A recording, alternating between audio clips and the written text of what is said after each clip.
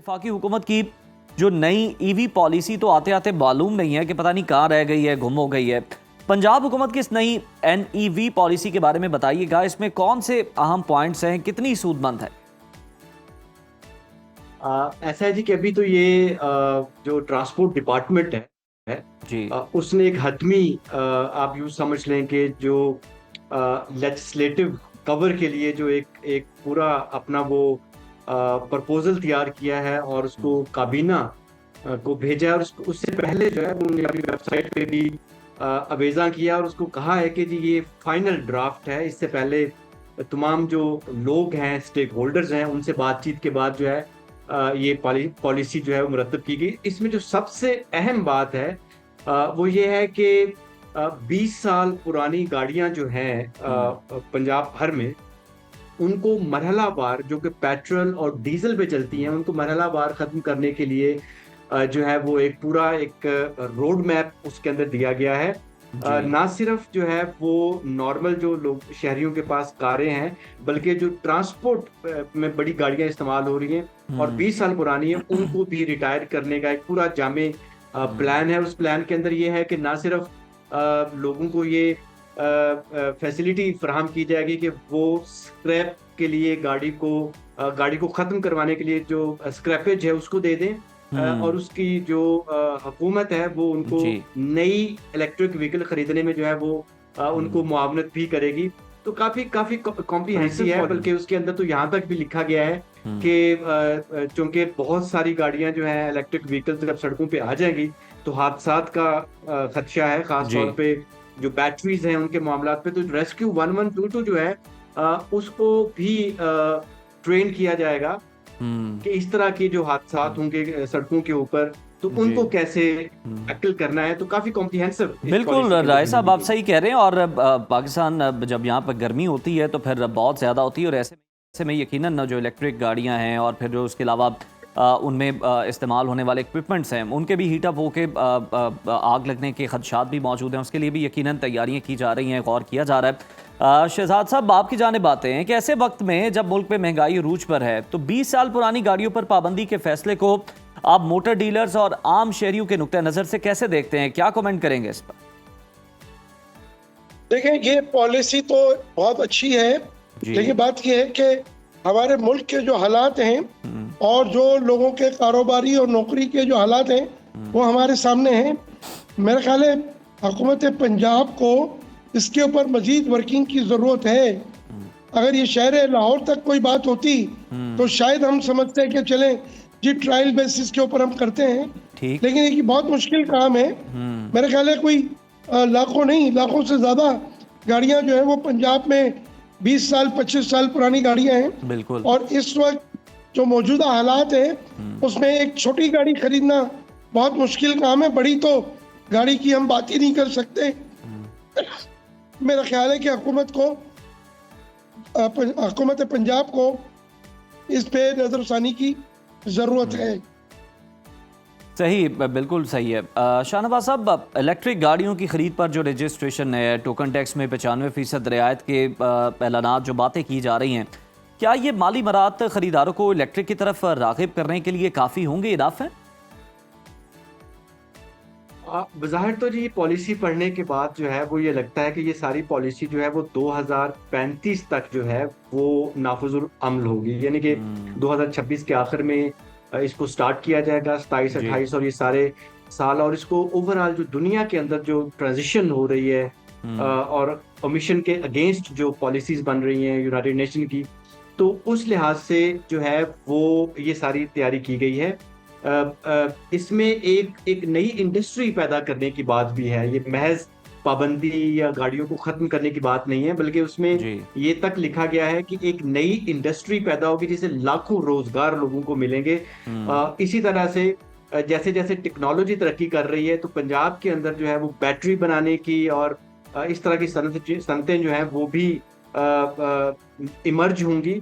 तो इस तरह से रोजगार को पैदा करने का भी एक वो काफी ज्यादा इस पॉलिसी के अंदर रखा गया है। तो दिखने में तो ये काफी कॉम्प्रिहेंसिव है, लेकिन जो चीजें इस पॉलिसी के अंदर नहीं है, जैसे आपने अभी कहा कि एक इम्पॉर्टेंट चीज इसके अंदर मिसिंग है कि अगर एक शख्स है, जैसे मेरी गाड़ी अगर 20 साल पुरानी है और हुकूमत मुझे ये कहती है कि मैं अगर लाहौर में रहता हूँ, क्योंकि पहले ये मरहलावार बड़े शहरों में बंद करेंगे, फिर आहिस्ता आहिस्ता ये सूबे के दीगर सड़कों पे या उन जगहों पे जाएंगे। लाहौर सबसे पहले तख्ता मश्क बनेगा इस पॉलिसी का। तो मैं लाहौर में हूँ, तो लाहौर में अगर ये गाड़ी 20 साल पुरानी, आप पहले तो एरियाज डिफाइन करेंगे कि इन एरियाज में चल ही नहीं सकती, आप एंटर ही नहीं हो सकते।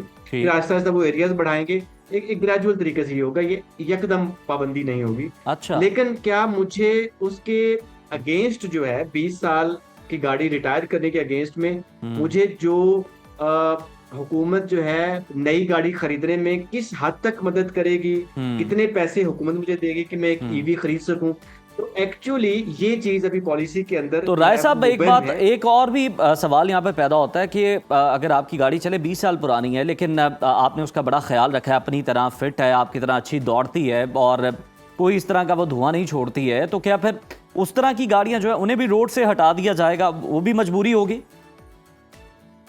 बड़ा अहम सवाल है। इसमें दो चीजें, इस पॉलिसी के अंदर दो चीजें रखी गई इस हवाले से। एक ये है कि जो ईयर ऑफ रजिस्ट्रेशन है वहां से ये कंसीडर होगा कि आपकी जो है वो गाड़ी जो है वो बुनियादी तौर पे वो कितने साल पुरानी है, यानी कि बनी बेशक वो 90 की दिहाई की हो, लेकिन अगर आप इंपोर्ट लेट की है और आपका नंबर जो है वो 2010 में लगा है, तो आप उस कैटेगरी में नहीं आएंगे। तो थोड़ा सा इसके अंदर ये इश्यूज हैं कि उन्होंने सिर्फ नंबर लगने के टाइम से उसके बिल्कुल ठीक, ये क्लैरिटी आ गई राय साहब के जब आपकी रजिस्ट्रेशन होगी उससे जो है वो देखी जाएगी मुद्दत के 20 साल पूरे होते हैं या नहीं।